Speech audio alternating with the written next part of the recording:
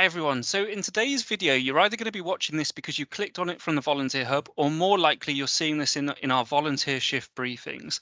And this video is a short 5-minute video designed to ask volunteers two things. Are our expectations on you realistic? And how can we make the ask more achievable, not just for you, but for new volunteers as well? How do we make the role really attractive so that as a service, we can grow the number of volunteers we have coming through, and then we can grow our reach and our ambitions to be there for more children, young people over the future? So we're so clear that volunteers are essential to the future of Childline, but the majority of feedback that we have is that the role is not flexible enough. It doesn't fit around people's busy lives.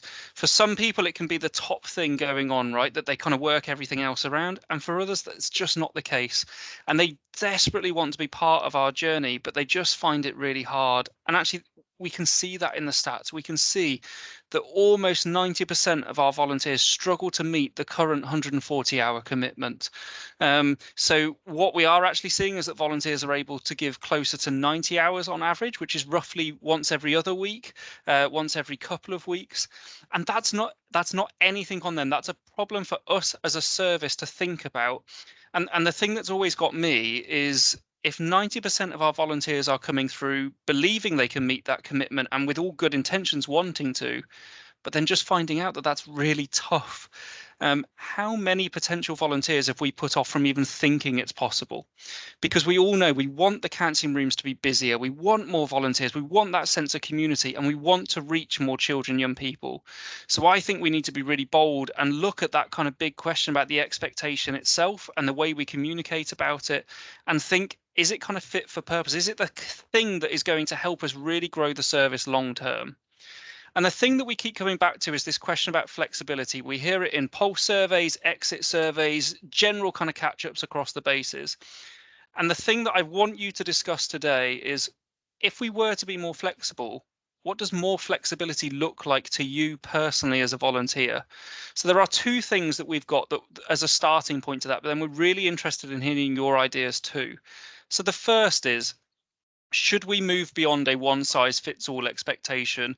If you see any of the stuff that we're going to be doing for around young people themselves and their needs and the way we work as a service for them, we talk about the fact that a one size fits all approach doesn't work for the groups of young people we have coming through today, and that actually we need to move away from that and tailor the service better to their needs.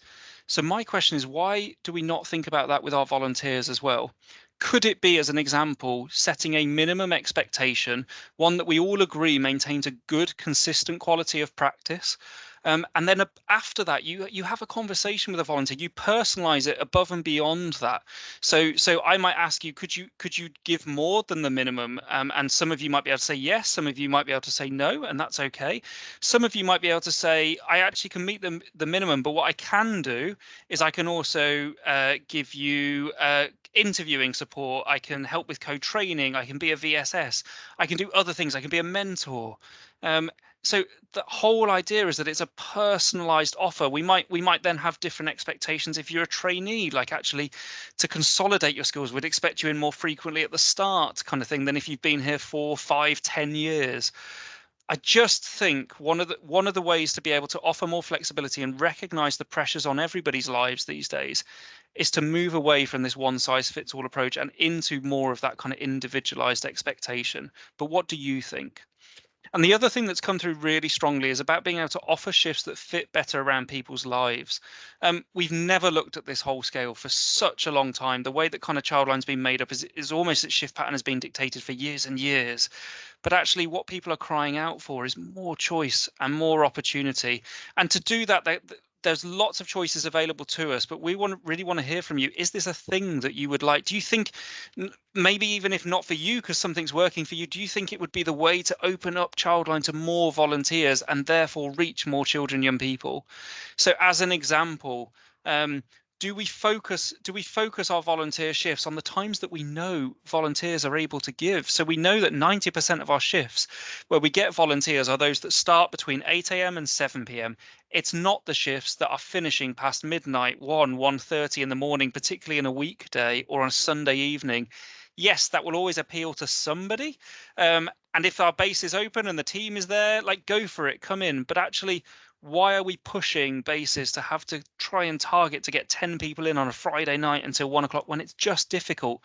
We could be smarter with our resource and put those supervisors onto shifts where we could have more volunteers in general. So that's one option. The other option is thinking about the times as well. So at the moment, we say even if your base has got a morning shift, and we'd say, right, a morning shift in this base means you come in at 7:45 and that's it. But what if we change that? What if we actually said flexibility meant going, your base is on a morning shift in this week and you can start at 8. We can have a number of people start at 9, at 10, at 11. And we can decide what those best times are. You could even have that more locally kind of like agreed. But the idea of you could speak to the early risers, you can speak to the people on school drop-offs, you can speak to the people who needed a line because they've worked the late shift the night before, like all those kind of things you could tailor around.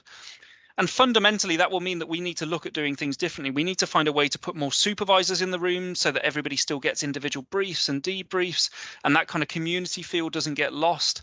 We need to make sure it's not a kind of complete free for all, because that would be really chaotic. But I'm just wondering, do we need to do things just differently in order to really see the service grow? Because that's where we want to be. We want this vision to be about a long-term, sustainable plan for growth for the service in the future. I want to see us reaching more children, young people. I want Childline to remain relevant and to be there to meet the needs of children, young people. And we need volunteers to do that. So the conversation is over to you. Discuss in these briefings. Your VCs and your supervisors will feed back to us directly. You can also do that together as well through the Vision inbox, or we're going to have a really simple survey that you can just fill in and dump your thoughts in. And all that kind of stuff will be available to you on shift. But thank you very much and speak to you soon.